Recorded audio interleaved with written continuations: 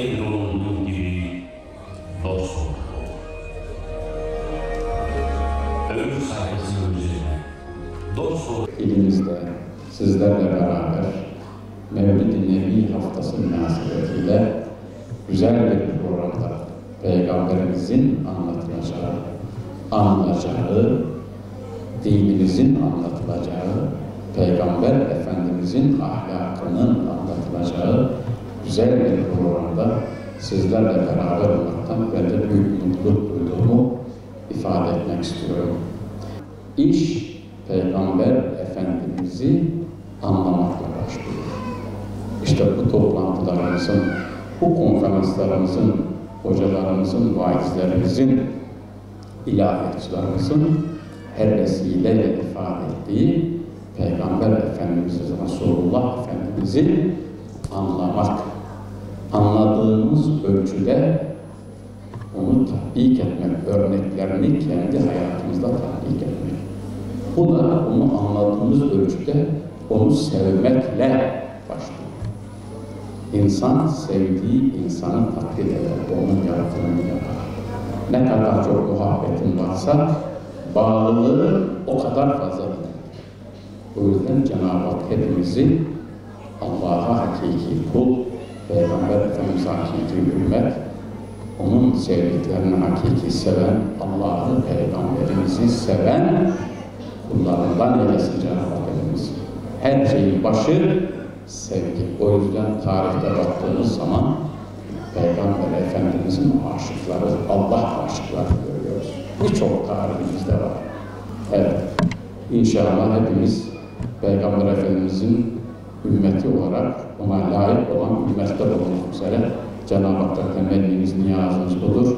Onun yolunda ona hizmet ederek ömrü geçirmeyi Cenab-ı Hak hepimize nasip etsin diyorum. Bu toplantının hayırlara, güzelliklere vesile olmasını diliyorum.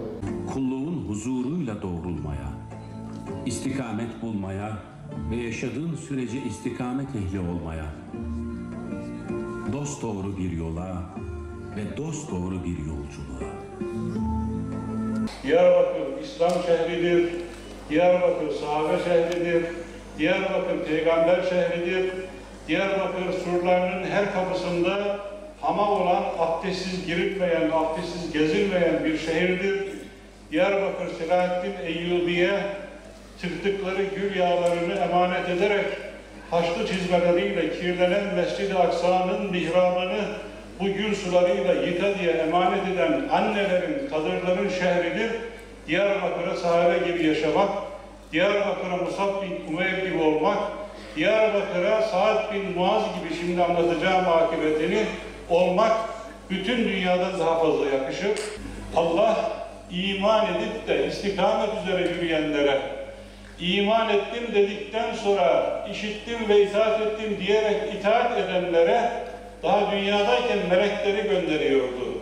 Allah'ın sade gönderdiği melekler görevlerini yapmak için layık olacak insanlar, sadakat ehli insanlar, istikamet üzere yürüyen müminler bekliyorlar. Sevgili gençler, sizi bekliyorlar, bizi bekliyorlar. Aynı yoldan yürüyen insanlara müjde verecekleri anı bekliyorlar. Allah, Sa'd'ın yürüdüğü yoldan, sahabenin yürüdüğü yoldan, Diyarbakır surlarına İslam'ı açan büyüklerimizin, sahabe-i kiramın yürüdüğü yoldan yürüyebilmeyi nasip etsin hepimize.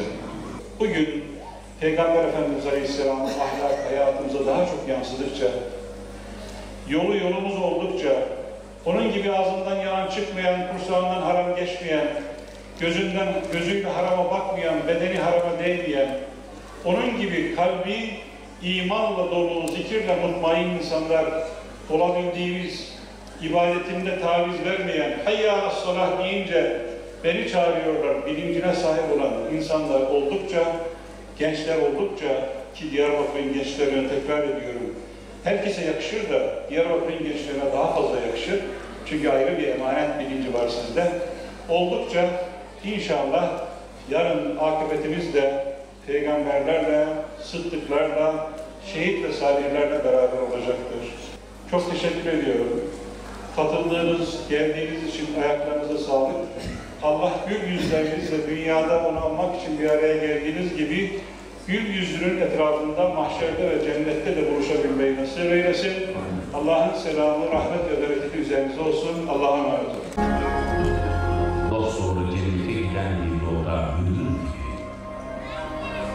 İman ne güzel nimet, mümin ne güzelsin. Sen ki Allah'ın kulu Muhammed ümmetisin.